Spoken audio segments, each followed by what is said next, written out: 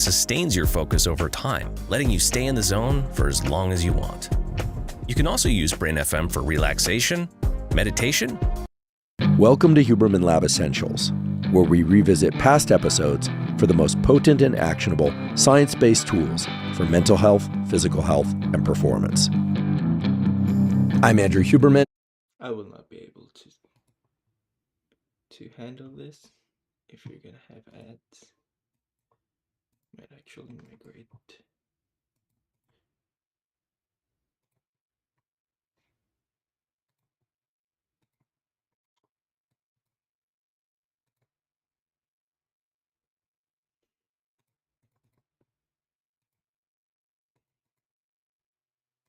Most potent and actionable science-based tools for mental health, physical health, and performance.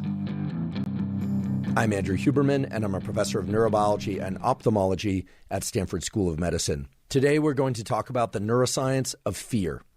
We are also going to talk about trauma and post-traumatic stress disorders. I think it's fair to say that in the last 10 years, the field of neuroscience has shed light on not just the neural circuits, meaning the areas of the brain that control the fear response and the ways that it does it, but some important ways to extinguish fears using behavioral therapies, drug therapies, and what we call brain-machine interfaces. Today, we are going to talk about all of those, and you are going to come away with both an understanding of the biology of fear and trauma, as well as many practical tools to confront fear and trauma. To give you a sense of where we are going, I'll just lay out the framework for today's podcast. First, I'm going to teach you about the biology of fear and trauma, literally the cells and circuits and connections in the body and chemicals in the body that give rise to the so-called fear response, and why sometimes, but not always, fear can turn into trauma. I will also describe the biology of how fear is unlearned, or what we call extinguished. You're going to learn, for instance, that we can't just eliminate fears. We actually have to replace fears with a new positive event. So what is fear? Well, fear falls into a category of nervous system phenomenon that we can reliably call an emotion. I think it's fair to say that emotions include responses within our body, quickening of heart rate, changes in blood flow, things that we experience as a warming or a cooling of our skin, but that there's also a cognitive component. There are thoughts, there are memories. There's all sorts of stuff that goes on in our mind and in our body that together we call an emotion. So let's talk first about what fear isn't.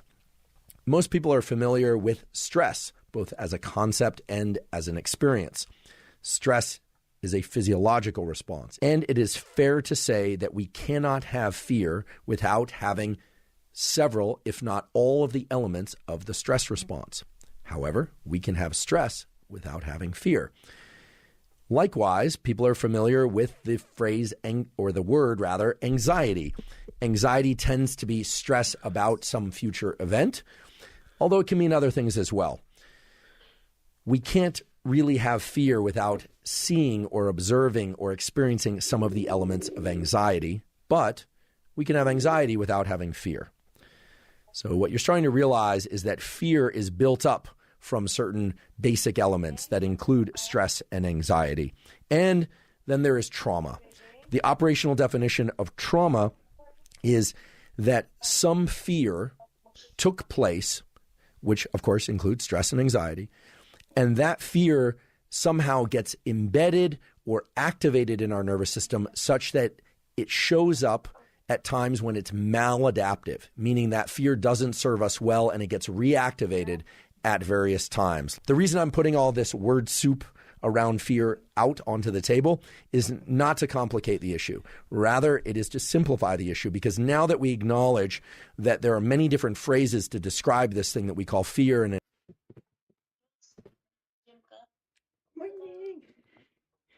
Nag-gym. Nag-morning. Wala pa ka nag-sleep?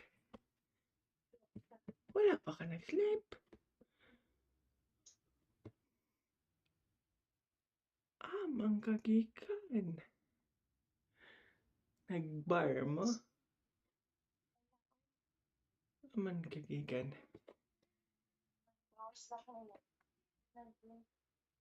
Ha? Unsa? Nag-gym? Bar lagi.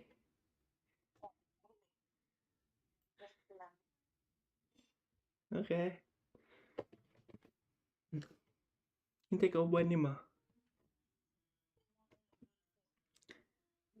Kamaran tolo? Okay. Workout ko.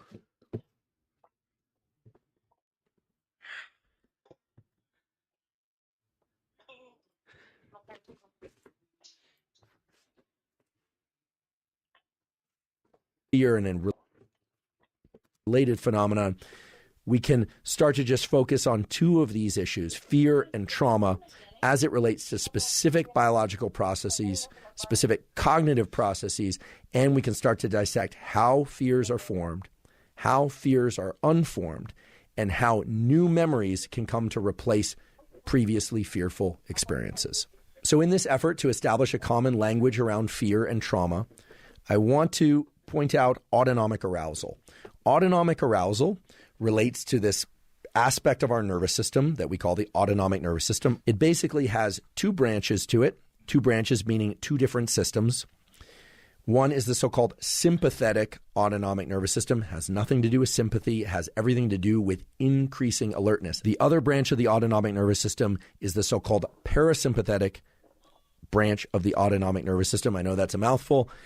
The parasympathetic branch of the autonomic nervous system are the cells and neurons and chemicals and other aspects of your brain and body that are involved in the calming nervous system. So sympathetic is alerting, parasympathetic is calming, and it acts as sort of a seesaw to adjust your overall level of alertness. There are many different aspects to the autonomic nervous system, but one of the main aspects is an aspect that's going to come up again and again and again today. It's called the HPA axis.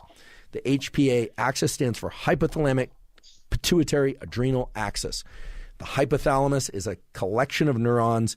It's an area of your brain, real estate, that's deep in the brain, at the base of the brain, that contains many, many different areas that control things like temperature and desire to have sex, desire to eat, thirst. It also controls the desire to not mate, have sex, not eat, not drink more water or any other type of fluid. So it has accelerators and brakes in there as well.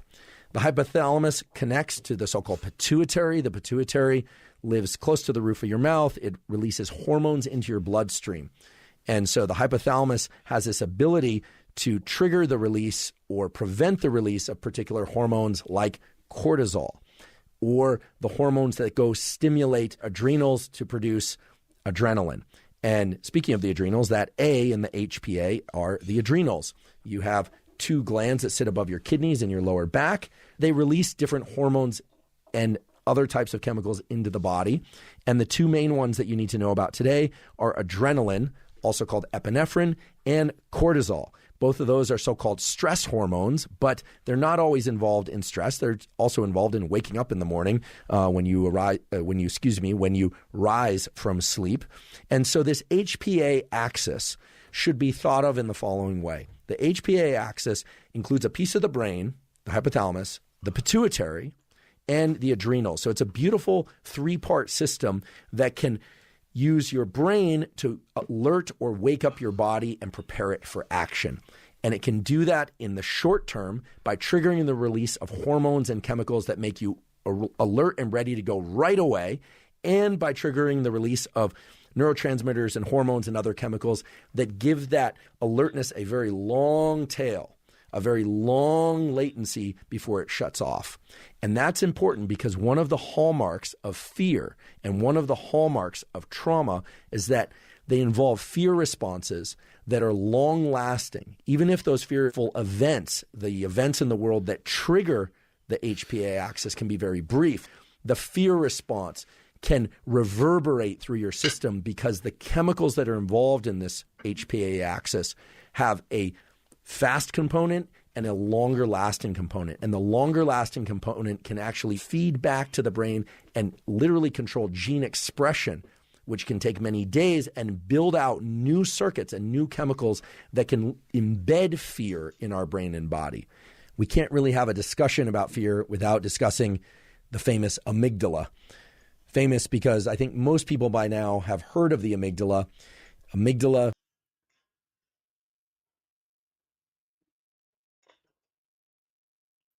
means almond. It's an almond-shaped structure on both sides of the brain. The amygdala is part of what we can call the threat reflex. And this is very important to conceptualize fear as including a reflex.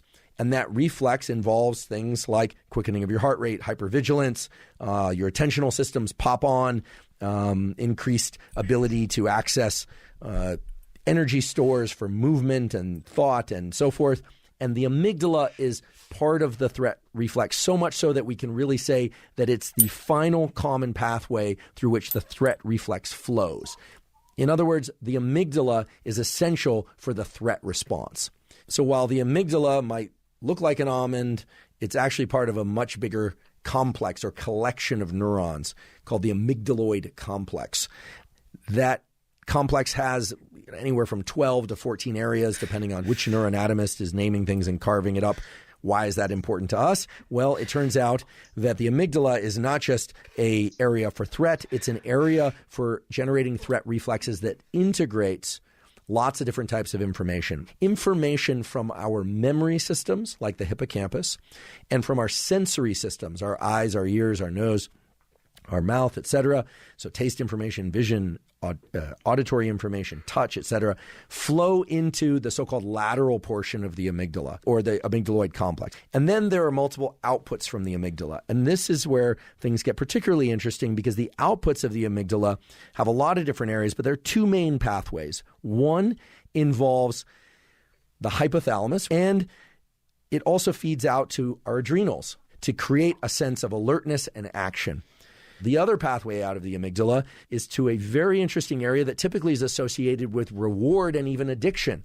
The amygdaloid complex actually projects to areas of the dopamine system, the so-called nucleus accumbens, the mesolimbic reward pathway. For those of you that want to look that up or that remember from the dopamine episodes, we have pathways in our brain that are associated with pursuit, motivation, and reward, and the neuromodulator dopamine is largely responsible for that feeling of craving, pursuit, and reward. And this threat center is actually able to communicate with and activate the dopamine system. And later you will realize why that is very important and why you can leverage the dopamine system in order to wire in new memories to replace fearful ones. There's a fourth component, and I promise this is the last component that we need to put into this picture of the neural circuits for fear. And this is a circuit that involves an area of the brain called the prefrontal cortex and some of its subdivisions, so literally in the front. And it's involved in what we call top-down processing. Top-down processing is the way that your prefrontal cortex and other areas of the brain can control or suppress a reflex. You tell yourself, I want to do this, or I should do this, or even though I don't want to, I'm going to do it anyway. So this fourth component of fear is really our ability to attach narrative, to attach meaning, and to attach purpose to what is, by all accounts and purposes, a generic response. There's no negotiating what fear feels like. There's only negotiating what it means. There's only negotiating whether or not you persist, whether or not you pause, or whether or not you retreat. So this is usually the point in the podcast where I think people start asking, okay, well, there's the biology, there's the mechanism, there's the logic. How do I eliminate fear? Well, it's not quite that simple, although by understanding the logic and the mechanisms by which these circuits are built, we can eventually get to that place. I do want to plant a flag around a particular type of tool or a logical framework around a particular set of tools, rather, that we are going to build out through this episode. And based on what you now know, that the threat reflex gets input and it has outputs and it's subject to these top-down processing events, these narratives, you should be asking yourself, what sort of narrative should I apply to eliminate fear? Well, first let's take a step back and just acknowledge the reality, which is that fear is, in some cases, an adaptive response. We don't want people eliminating fears that can get them injured or killed, right? The reason that the fear threat response and reflex exists at all is to help us from dying, to help us from making really bad decisions. So it's not just about a readiness for things that might injure us or kill us in the immediate circumstance, but also protect.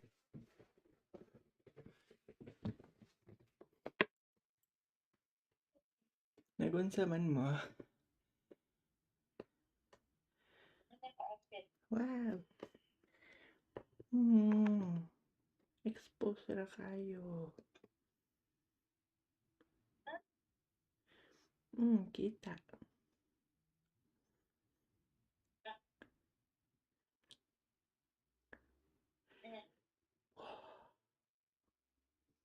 Expose na kayo.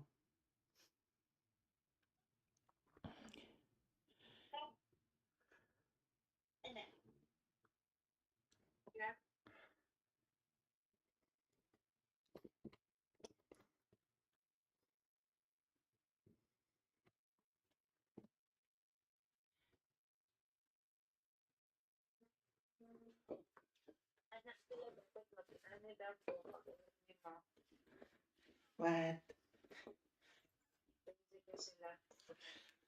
Pwede pag.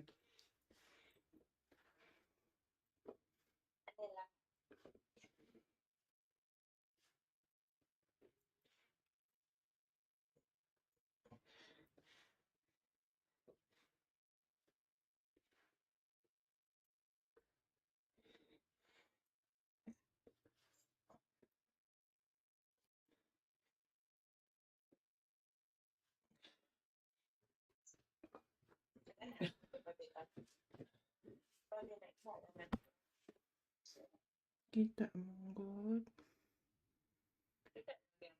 Ang kuramin ang dapat.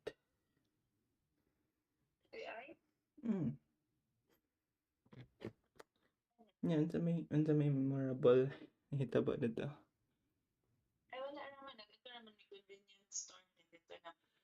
Asa na convenience store? 7-Eleven? What? Convenience store na abre overnight? Crazy.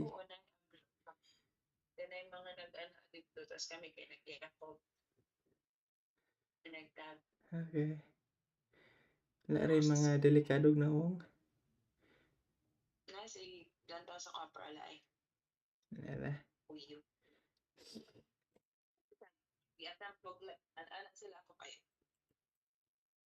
Kinsa nila?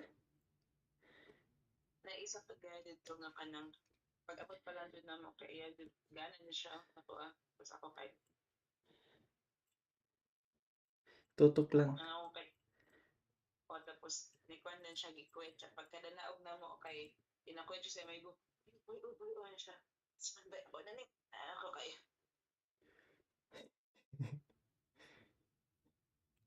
Anak dyan, bebe. Anak dyan, anak.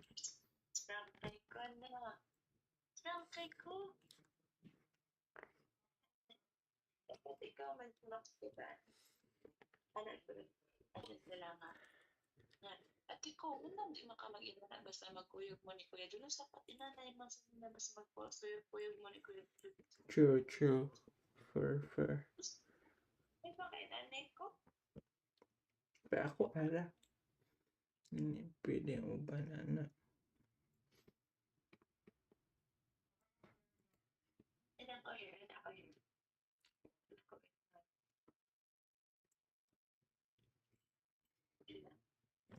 Doon sa man yung kitabian about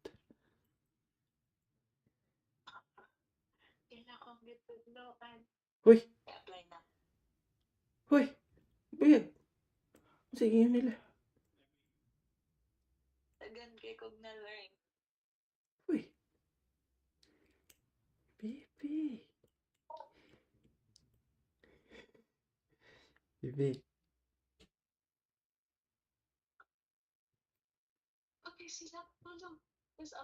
Tulo. Ano di si Piang?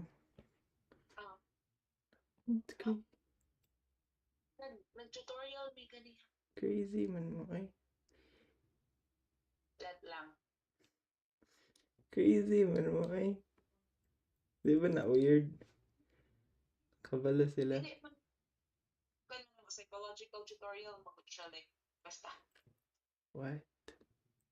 So kabalo na sila. break. Wala pa ano lang ko nga kanang guys how man na siya. Inaniyo na siya, inaniyo. Dili siya like the starting point lang siya nga tutorial, dili siya sa during like how to decrypt. What? Then ako that Crazy. Mura na niyo ang gitunan kagabi ganihan. May mga buot like eh. like at the starting May mga buot. then end up kasi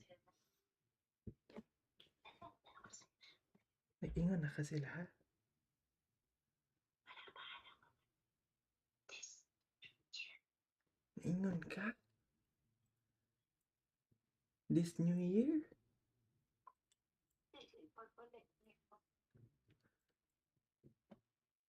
Naingon ka?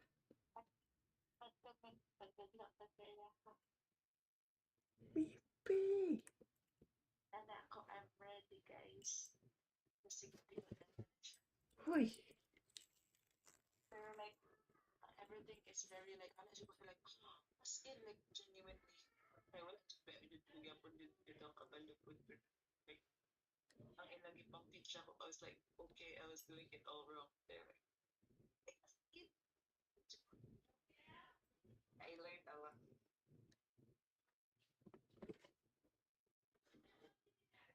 So kabalo na sila. Pagkakuman Christmas.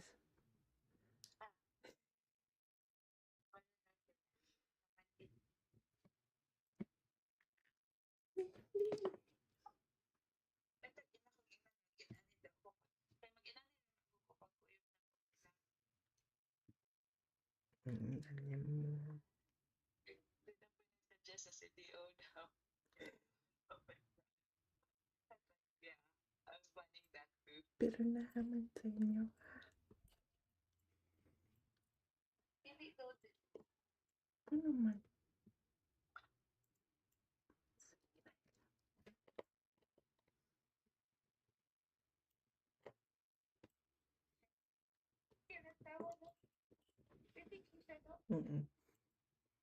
ako pa pwede yung cake ko.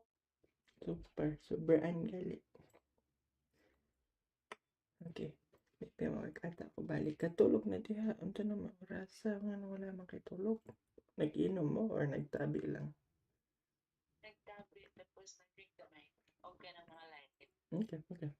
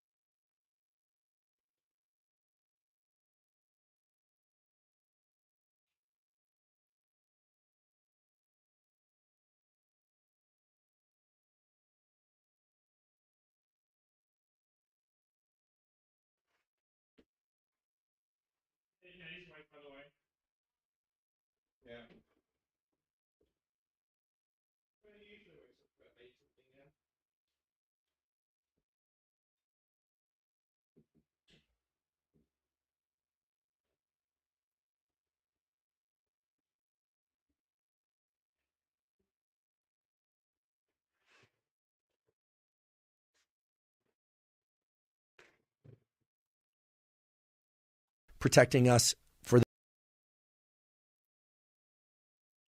the future because of our important need and ability to anticipate. Some memories, even if they evoke a sense of fear in us, are protective. They protect us from making bad mistakes that could get us injured or killed or put us into really horrible circumstances. Other memories are dangerous because they create a sense in us of discomfort, and they tend to limit our behavior in ways that are maladaptive, that prevent us from having healthy relationships to others, healthy job relationships, healthy relationship to ourselves, frankly. So this language of memories as protective or memories as dangerous, it's an important aspect of fear because much of the fear system is a memory system. It's designed to embed a memory of certain previous experiences in. Ayaw patutukin. Maguba kung focus. Okay kami lang. Ayaw lang antaw.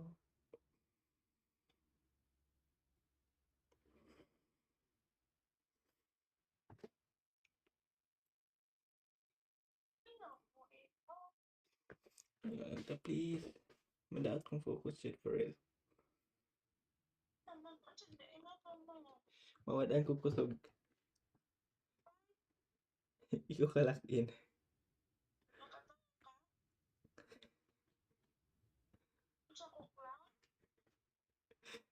Sige na please. Weird lagi shape kong loves. No? May murag cute. Anak, kay murag sakto. Pero makita na ni mo dire oh.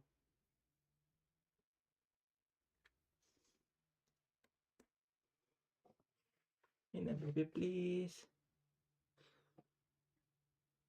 Please, please, please.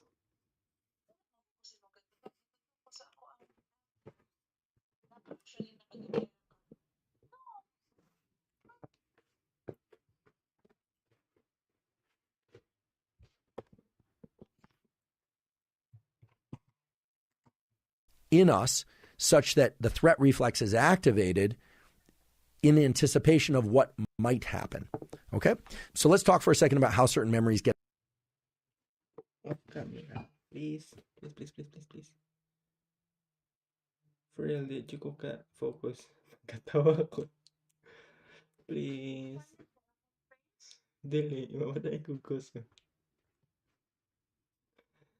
Please.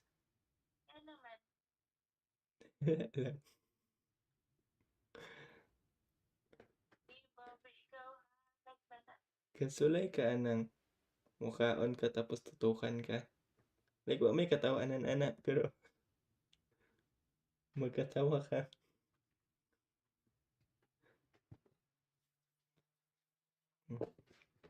Please, please, please.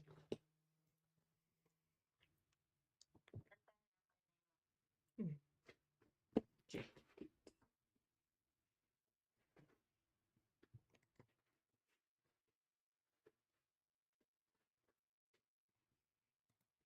Memories get attached to this fear system. And this brings us to a beautiful and indeed Nobel Prize winning aspect of biology and physiology, which is Pavlovian conditioning.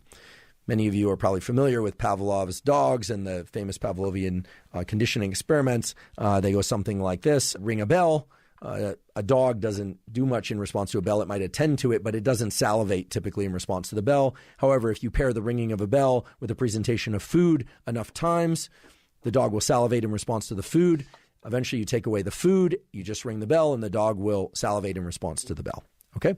So in the context of so-called Pavlovian conditioning, these things have names like conditioned stimulus and unconditioned stimulus and responses. The unconditioned stimulus is the thing that evokes a response unconditionally. So food is the unconditioned stimulus in the example I just gave. The bell in the previous example is what we call the conditioned stimulus or the conditioning stimulus. The conditioned stimulus is paired with the thing that naturally creates a response, and then eventually the conditioned stimulus creates the response itself. You might think, well, that just seems, endlessly boring and simple, but this is actually the way that our fear systems work. Except unlike Pavlov's dogs, you don't need many, many pairings of a bell with some unconditioned stimulus in order to get a response. You can get what's called one trial learning. And in this circuit that involves the amygdala, the threat reflex, and all this other stuff that I was talking about earlier, the system is set up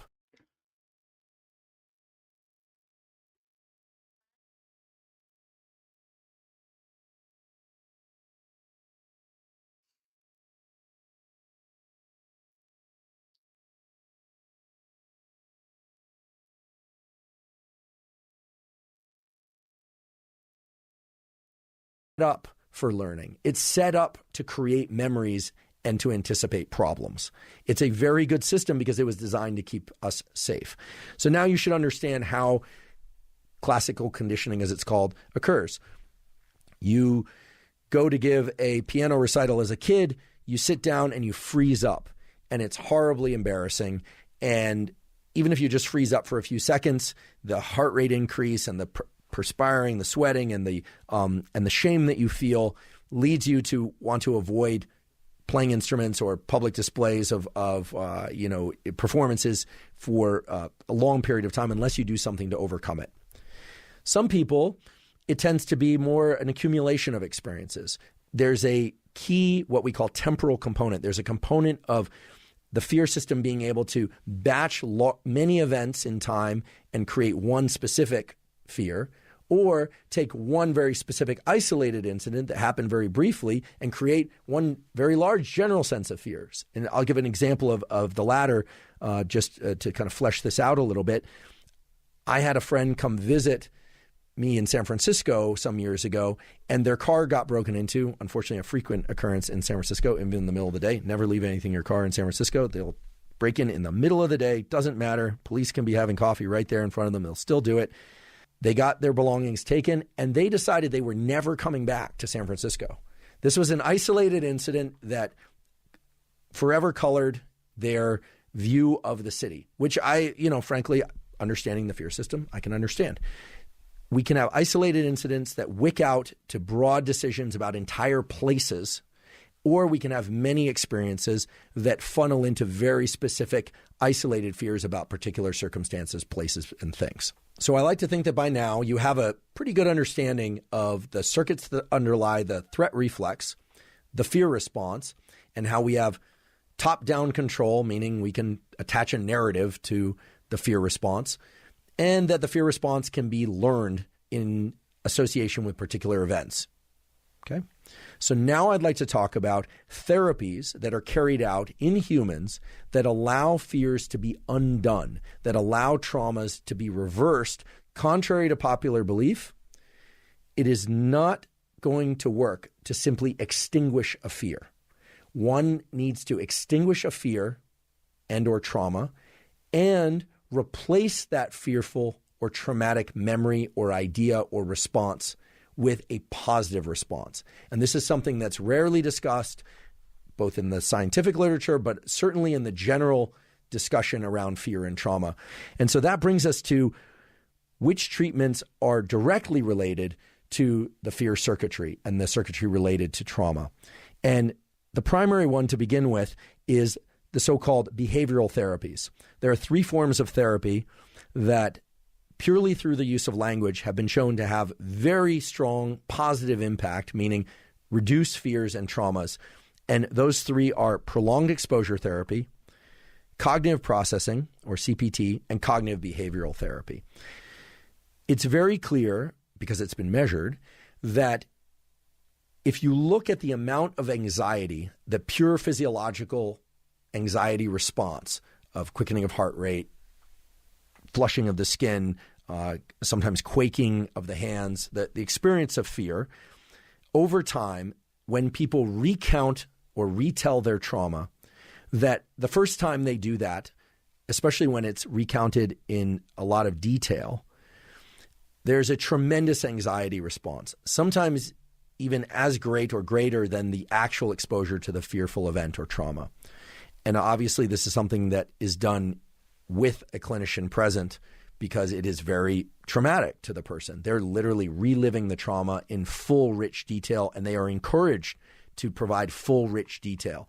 They're often encouraged to speak in complete sentences, to flesh out details about how they felt inside, to flesh out details about their memories going into this traumatic or fearful event, going through it, and after, really digging into all the nuance and contours of these horrible experiences. But what's remarkable is that in the second and the third and the fourth retelling of these traumatic or fearful events, that anxiety response and the amount of the physiological response, I should say that the amplitude of the physiological response becomes progressively diminished with each retelling. Every clinician I spoke to in anticipation of this episode said the exact same thing, which is that a detailed recounting of the traumatic and fearful events is absolutely essential in order to get the positive effects of prolonged exposure, cognitive processing, and cognitive behavioral therapy. So the thing to embed in your mind is that recognition of the early traumatic or fearful event in detail over and over is key to forming a new non-traumatic association with that event or person. So that's part one. You need to diminish the old experience. And when I say diminish, I mean reduce the amplitude of the physiological response. But even after that's occurred, there's an essential need to relearn a new narrative. Why is there an essential need to relearn a new narrative or create a new association? Well, that has to do with that fear reflex circuitry. As you recall, there are outputs to areas of the brain that are associated with dopamine release and reinforcement. And that, we now know, offers the capacity for these fear circuits and these circuits that underlie trauma to be mapped onto new experiences that are of positive association. That is all through narrative. It's all through cognition. And I think this is a very important point.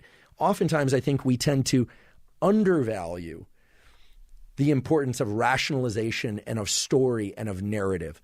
But the prefrontal cortex is this amazing capacity of our brain real estate. There are many people, however, that don't have access to that or who are working through stuff. They have things in their past that are very uncomfortable to them.